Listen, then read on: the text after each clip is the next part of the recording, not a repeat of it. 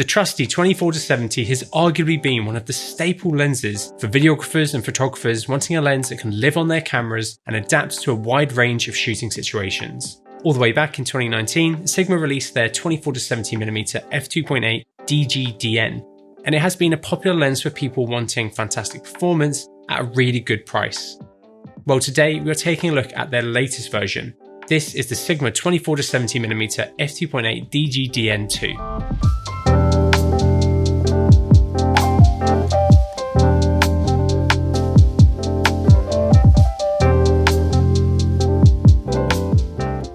This new lens has been designed to be used on both Sony E and Leica L mount cameras currently.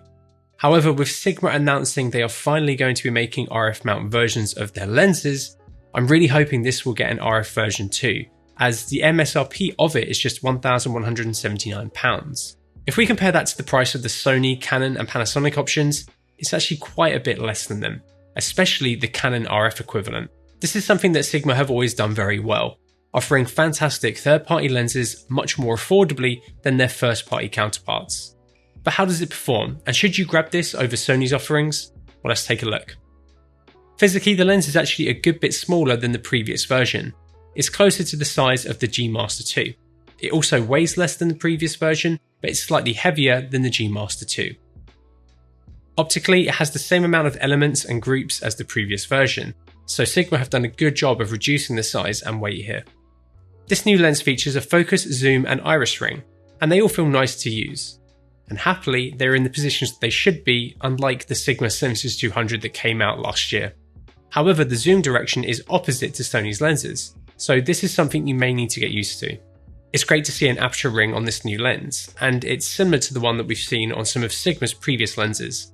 It can be switched between smooth or clicked using this switch here, and can be controlled regularly by placing it into the A position. The lens has an 82mm filter thread, a length of roughly 120mm, has 2 focus hole buttons, and is made from a similar mix of metal and plastics as their previous lens, and it's also dust and splash resistant. As with most other 24-70mm, the lens extends as you go from 24 to 70mm. If you want to travel without the worry of it extending in your bag, it has a lock for the zoom here.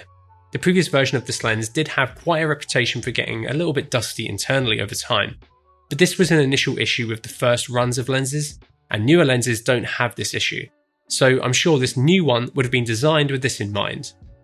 It definitely feels really solid in the hand though, especially compared to the G Master 2, but I think this comes at the expense of the extra weight. When it comes to close focus, the new Sigma performs slightly better than the previous generation. At 24mm it focuses down to 17cm, and at 70mm it focuses as close as 34cm. The Sony isn't as good at the wide end, but is better at the tele end. But overall, the figures for the new lens are pretty good and an improvement over the older Sigma lens. This new lens features new linear motors, which means it is focused by wire, which isn't too surprising. And it will behave differently between E and L mount cameras. On E mount cameras currently, manual focusing is non-linear, aka the amount of rotation between close focus and infinity will change depending on the speed you rotate the focus ring. This is not the case when you use the L mount version, as you can toggle this in cameras like those from Panasonic. I really wish this was something that Sony would enable in their menus as well for third-party lenses, as currently this makes manual focusing really inconsistent. This isn't the case with the 24-70 G Master 2, which is very consistent when manual focusing. Otherwise, manually focusing with the lens is nice. It's smooth and the ring has a good amount of resistance to it. I just wish it could be linear. We also wanted to run some autofocus tests to see how this new lens performs versus the older Sigma 24-70 and Sony's G Master 2. They all perform pretty similarly, tracking Joe well. However, I think the Sony is a bit more consistent, which isn't too surprising. There is also a limitation with the active tracking autofocus when using third-party lenses on Sony cameras, and that is that it can't actively track above 15 frames per second when capturing stills. This, however, is not a limitation with the L mount versions though. So this E-mount version does perform well, but if you want the most reliable performance for video, it may be worth paying the extra for the Sony. Unsurprisingly, none of these 3 lenses are close to what I would call parfocal, which, given that they are primarily stills lenses, is fine. Throughout each lens you can see shifts as we zoom, and honestly, they look pretty similar.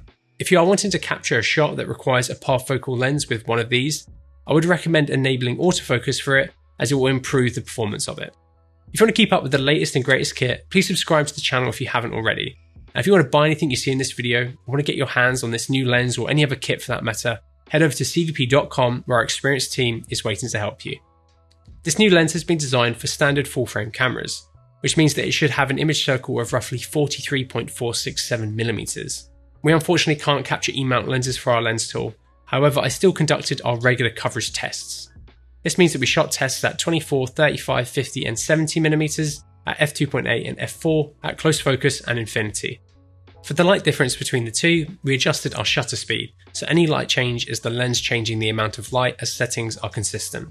Throughout the focal range, the lens covers well. We can see a little bit of light fall off here and there, but each of the 3 lenses that we tested cover really well. For our bokeh comparison shots, we are keeping the camera and our subject in the same place across the comparable focal lengths, and then moving back when we change focal length. Across the range, we can see some key characteristics across all 3 lenses. Starting with the new Sigma, we can see that our out of focus highlights have a more defined, hard outline to them with a slight glow to the edge. These highlights are clean of chromatic aberration, which is good. We can also see pretty obvious texture in the highlights too. Wide open across the range, we can see misshapen bokeh, which is worse towards the corners of the frame. Stopping down to f5.6 will help with more uniform shape across the frame. And we can also see the 11 blade iris forming our highlights now.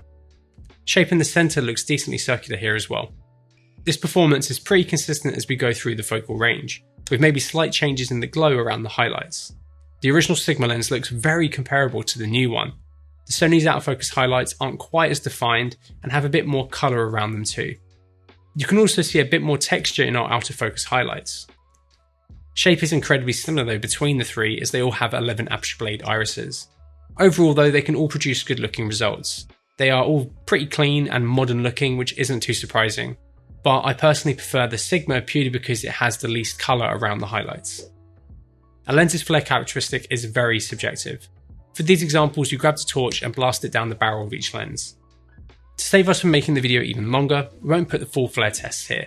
So if you want to see full uncut examples of the flare tests, I've put a link to our video of them on our Vimeo in the description below. For our chromatic aberration tests, we rack through from close focus to infinity to better visualise the aberration of the lenses. Looking across our tests, we can see that they all perform well. They definitely all have slightly more CA as you get towards the telly ends of the lenses. Overall though, I would say the Sony is the cleanest throughout the range, but the Sigmas also perform very well here. Right, let's take a look at some charts. These were shot on an A7R II in its stills mode at 24, 35, 50 and 70mm at f2.8, 4 and 5.6. These images are raw images processed through Lightroom with just the lens's built-in CA correction. There is no Lightroom profile corrections applied. At 24mm in the centre, they are quite hard to tell apart. They all perform very well with good resolving power and low chromatic aberration. In the corners is where we can see a difference though. The Sony performs incredibly well here with far better performance than the 2 Sigma lenses. The new Sigma definitely performs better than the older one though. Even stopped down, the Sigmas don't get close to the Sony's performance here. At 35mm it's a similar story, they all perform very well. In the corners though, the original Sigma is definitely the worst performing. The Sony performs really well right on the edges of the frame, but the new Sigma performs better on the way to the edges of frame with better resolving power and a little bit less CA. Stopping down, the lenses improve slightly, but overall performance stopped down is similar to wide open. At 50mm in the centre of frame, it looks like the original Sigma resolves slightly better wide open than the other 2 lenses, with the Sony looking the softest just slightly. This performance is similar as we stop down. In the corners, I think the new Sigma looks the best with again the Sony performing the worst. The new Sigma has good contrast, low CA and good resolving power compared to the other 2. And as before, stopping down improves it very slightly. At 70mm in the centre, the Sony and new Sigma are very close to each other, but the older Sigma doesn't resolve quite as well. At 5.6, the performance across all of them is pretty comparable. In the corners, the new Sigma is definitely the best here. It resolves the best and has the least CA even when stopped down. So considering the price difference, the new Sigma performs very well. At different focal lengths, the Sony and new Sigma perform better than each other, but compared to the old Sigma, this new lens is definitely a step up in performance. Let's see how the lenses perform when it comes to distortion. Sony cameras have lens compensation built in. So we've shot in-camera JPEGs with the corrections on, and then processed RAWs through Lightroom with corrections turned off. so we can see the true performance of these lenses. At 24mm, all three lenses have mustache distortion, but the Sigma and Sony are quite comparable, whereas the older Sigma has a touch more. At 35mm, the Sony and the new Sigma have pincushion distortion, whereas the original Sigma looks to have a touch of mustache distortion still. At 50mm, I think the first version of the Sigma performs better than the other two lenses, which show pincushioning still. This is also the case at 70mm. If we look at the same distortion charts with the corrections turned on and off, we can see just how much of a difference these corrections make. So just make sure that these corrections are turned on in camera if you don't want the performance we've just detailed with it off. If you've watched any of our previous lens reviews, you will have often heard the word breathing. Breathing is a term used to describe the slight focal length change that can happen when moving through a lens's focus range. It's a characteristic that is common in stills lenses, as it is something that will not be noticed when capturing a single frame. But with moving image, it can be seen as distracting sometimes, so most Cine lenses are optically designed to minimize it. However, like a lot of optical imperfections, this could be a desired effect in some situations. For these breathing examples, we stopped down to f5.6 and shot at 24, 35, 50 and 70mm, pulling through the entire focus range. So this may be more exaggerated than real world use. The new Sigma performs pretty well here. It's definitely better than the previous generation lens, but it maybe isn't quite as good as the Sony. However, I would say for real world use, they both perform very well. But if you want zero breathing, this is only possible with the Sony lens, as it, as well as other first-party Sony lenses, will work with their lens breathing compensation mode, which is available across a few of their cameras now at the sacrifice of field of view, and unfortunately this feature isn't available with third-party lenses. The new Sigma 24-70mm f2.82 is a worthy successor. It takes everything people loved from the old lens, but improves the overall performance in a smaller, better designed housing, while keeping the price down to just £1,179. For some, the difference in price between this and the Sony 24-70 G Master 2 will be a worthwhile saving that could be used to buy another lens, or just allow you to get into a professional 24-70 2.8 zoom instead of a slower f4 zoom. It does have a few compromises over the Sony, but it does get extremely close to it. For professional E-mount shooters who want the most consistent, reliable and fully featured experience though, the extra cost of the Sony will be worth the investment. Anyway, let us know what you think of this new Sigma lens, and if you have any further questions about it down in the comments below. And if you like the video, please give it a like and maybe consider subscribing so you don't miss out on our awesome upcoming content. And thank you so much for watching.